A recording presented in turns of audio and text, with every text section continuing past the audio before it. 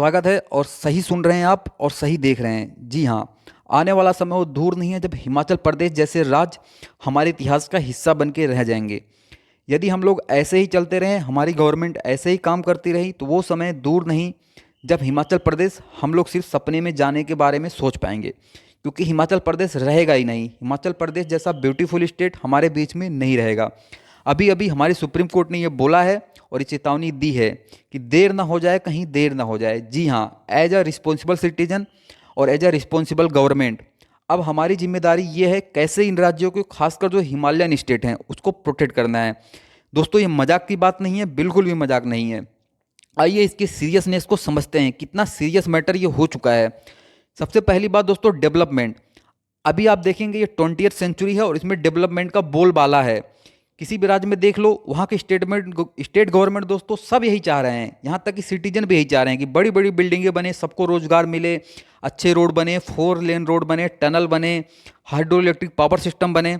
दोस्तों, ये आप नॉर्थ स्टेट या साउथ स्टेट में करते हैं तो मज़ा आता है, क्योंकि दोस्तों प्लेन एरिया है, आपको कोई पहाड़ नहीं काटना होता, आपको नदियों को प्रवाहित नहीं करना होता। लेकिन दोस्तों, यही जब आप कहाँ पे करते हैं, पहाड़ी राज्यों में, हिमालयन स्टेट में, सबसे पहले आपको पहाड़ों को काटना होता है। और पहाड़ों को काटना मतलब नेचर को काटना, प्राकृतिक को काटना। जी हाँ, पहाड़ दोस्तों अपने आप में एक सिस्टम होता है और उस सिस्टम को जैसे ही आप थोड़ा सा काटते हैं तो उसके अंदर का पूरा जो मटेरियल कंस्टिट्यूएंट होता है, जो उसके अंदर के छोटे छोटे कण होते हैं दोस्तों, वो पूरी तरीके से उनके बीच का बॉन्डिंग स्ट्रक्चर चेंज हो जाता है, पूरा का पूरा पहाड़ का स्लोप चेंज हो जाता है। और जैसे ही बारिश हुई या कोई भी आपदा आया दोस्तों, वो पहाड़ पूरा का पूरा गिर जाता है। फिर उसको हम लोग बोलते हैं भूस्खलन हो गया, ये तो क्राइसिस हो गया, इतने लोग मारे गए। अरे भाई, क्यों मारे गए? क्योंकि तुमने पहले वैसा किया।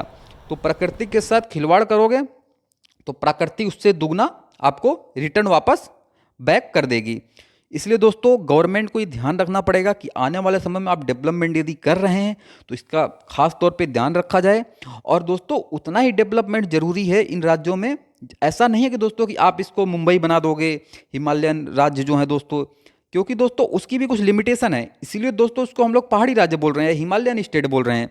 उसकी अपने आप में कुछ लिमिटेशन है दोस्तों। उसको जियोग्राफिकल यदि देखा जाए, भौगोलिक स्तर पर राज्य अलग हैं, वहाँ पर प्लेन एरिया नहीं, वहाँ पर पहाड़ पाए जाते हैं। तो ये हमें ध्यान रखना होगा। अब दोस्तों बात करते हैं स्टेट गवर्नमेंट का फेलियर का। दोस्तों, एज ए स्टेट गवर्नमेंट ये आपकी रिस्पॉन्सिबिलिटी होती है कि आपके राज्य में कितने लोग आ रहे हैं, आपके राज्य की कैरिंग कैपेसिटी क्या है। दोस्तों, अभी एक नया टर्म आया है मार्केट में दोस्तों, कैरिंग कैपेसिटी। इसका मतलब दोस्तों होता है कि फॉर एग्जांपल मैं आपको सीधे शब्दों में समझाता हूँ। आपके घर में 5 लोग रहते हैं और आपके पेरेंट्स 5 लोगों की देखभाल करते हैं, मतलब कि खाने पीने के लिए पूरी की पूरी उपलब्धि है, आप सभी बच्चे पढ़ रहे हैं और 5 लोग अच्छे से रहते हैं। अब अचानक से एक दिन क्या हुआ, 5 लोग और आ गए। अब दोस्तों, जो 5 लोग और एक्स्ट्रा आ गए और आपको पता ही नहीं चला कि 5 लोग अचानक से आ गए। अब क्या होगा दोस्तों, पेरेंट्स तो 5 लोगों के लिए ही कमाते हैं, लेकिन 5 लोग जो आ गए उनका क्या होगा? अब दोस्तों क्या होगा, रिसोर्सेज का ओवर यूज नहीं होगा। यहाँ पर रिसोर्सेज है ही नहीं आपके पास। अब चाहे तो आप खाएं या फिर वो 5 लोग खाएंगे। तो सेम यही सिचुएशन दोस्तों हिमाचल प्रदेश, उत्तराखंड जैसे राज्यों में पनप रही है। कैसे दोस्तों? रहने के लिए समस्याएं हैं। फॉर एग्जांपल जो रिसोर्सेज हैं, जो रूम है या फिर जो भी है, वो मान लो 100 लोगों के लिए है, लेकिन आ कितने जा रहे हैं? 500 लोग, 1000 लोग। तो इससे क्या होगा दोस्तों, रिसोर्सेज का ओवर यूज होगा। रिसोर्सेज तो लिमिटेड ही हैं, लेकिन उसका ओवर यूज होना शुरू हो जाएगा। फिर इससे दोस्तों प्रॉब्लम होती है और नेचर फिर इसका नुकसान हमें बतला देता है। इससे फिर हम सुनेंगे लैंड क्राइसिस हो गया, ये हो गया, पहाड़ गिर गया, फ्लड आ गया। दोस्तों, अब स्टेट गवर्नमेंट को ये सब ध्यान रखना पड़ेगा। और सुप्रीम कोर्ट ने बहुत ही कड़े शब्दों में बोला है कि भाई आप ये सब कब करेंगे? अब नहीं करेंगे तो फिर कब करेंगे? तो दोस्तों, अब आने वाले समय में वो दिन दूर नहीं जब आप इन राज्यों में जाएंगे तो सबसे पहले आपको वहाँ की कैरिंग कैपेसिटी और ऑनलाइन रजिस्ट्रेशन सब कुछ करना पड़ेगा, उसके बाद ही आप जा पाएंगे। क्योंकि यदि over use, over density population, लोग वहाँ पहुँच गए, फॉर एग्जांपल एरिया तो कम है लेकिन पॉपुलेशन इतनी ज़्यादा हो गई कि सब कुछ यूज करे ही जा रहे हैं वो। अब दोस्तों, तीसरा रीजन समझते हैं कि हम लोग, मैं ऐसा क्यों बोल रहा हूँ कि हम लोग भी इसके जिम्मेदार हैं। फॉर एग्जांपल हम सभी लोग जाते हैं, मैं भी उसमें इंक्लूडेड हूँ। दोस्तों, यदि हम कहीं भी जाएं, किसी भी राज्य में जाएं वैसे तो, लेकिन खासकर हिमालयन स्टेट में यदि जब हम लोग जाएं तो हमारी ये रिस्पॉन्सिबिलिटी है कि हम वहाँ जा रहे हैं तो गंदगी कहीं भी फैला दे रहे हैं। फॉर एग्जांपल हमने मैगी खाया तो कहीं भी कुछ खाया तो वहीं फेंक दिया, ये बिल्कुल भी नहीं करना। फिर दिवाली में गए तो पटाखे फोड़ने लग गए, न्यू ईयर में गए तो पटाखे फोड़ने लगे। भाई वो हिमालयन स्टेट है, पहाड़ों वाला स्टेट है, और आप पहाड़ों के नीचे पटाखे फोड़ रहे हैं, और फिर कोई कुछ बोल देगा तो आप कहेंगे कि नहीं भाई, हमारे पटाखे फोड़ने पर रोक लगाया जा रहा है। अरे यार, आप पटाखे फोड़ो, लेकिन आप हिमालयन स्टेट में जाके इस तरीके से पहाड़ों के नीचे पटाखे नहीं फोड़ सकते, आपको समझना होगा, क्योंकि वो पहाड़ है। और दोस्तों, आप पटाखे फोड़ेंगे, पटाखे फोड़ने से क्या होता है, एक बम की तरह एक आवाज़, आपको सिर्फ आवाज़ ही सुनाई देने में मज़ा आता है, लेकिन दोस्तों उससे वाइब्रेशनल एनर्जी निकलती है। वो एनर्जी जैसे ही पहाड़ों से टकराएंगी, पहाड़ में दोस्तों दरार आ सकता है, पहाड़ टूट के गिर भी सकता है। अचानक से तो नहीं दिखेगा, लेकिन पहाड़ के अंदर के जो दोस्तों कण हैं, जो पार्टिकल्स हैं, उनके बीच में दोस्तों बॉन्डिंग एनर्जी लूज हो जाता है, और आने वाले समय में कभी भी वो भूस्खलन के रूप में, लैंडस्लाइड के रूप में वो गिर जाते हैं। फिर हम लोग बोलते हैं यार पहाड़ गिर गया, लोग मर गए, लेकिन उसके पीछे रिस्पॉन्सिबल कौन है? हम ही लोग रिस्पॉन्सिबल हैं। तो दोस्तों ये सब बातें हैं। और इसी तरीके से आप देखेंगे अभी पानी की समस्या, फ्लड, लैंडस्लाइड, ये सब हिमाचल प्रदेश में हो रहा है, बहुत ज़ोर से हो रहा है।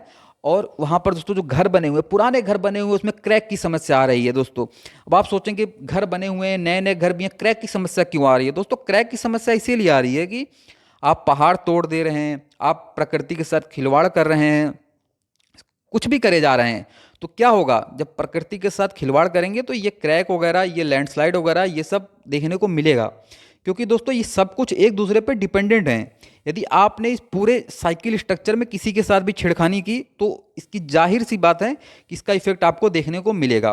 तो इकोलॉजिकल बैलेंस दोस्तों बनाए रखना बहुत ज़रूरी है। सुप्रीम कोर्ट ने भी यही कहा है कि जो इकोलॉजिकल बैलेंस है वो आपको देख के चलना पड़ेगा कि आपके राज्य में कितने लोग आ सकते हैं, क्या कैरिंग कैपेसिटी है। आप ओवर डेवलपमेंट के नाम पे आप पहाड़ों को मत तोड़ो, आप उतना ही डेवलपमेंट करो जितना कि लिमिट में हो। ये नहीं, उसको इतना डेवलपमेंट नहीं कर देना है कि 4 लेन ये सब बनाने के चक्कर में आप पहाड़ ही तोड़ दे रहे हैं। हिमाचल प्रदेश की पहचान क्या है? हिमाचल प्रदेश लोग क्यों जाते हैं? माउंटेन की वजह से, वहाँ पर इतने सुंदर नेचर है, इसीलिए जाते हैं लोग। दोस्तों ये था आज का पूरा जानकारी, और कैसा लगा वीडियो जरूर बताएं। जय हिंद, जय भारत, मिलते हैं अगले वीडियो में।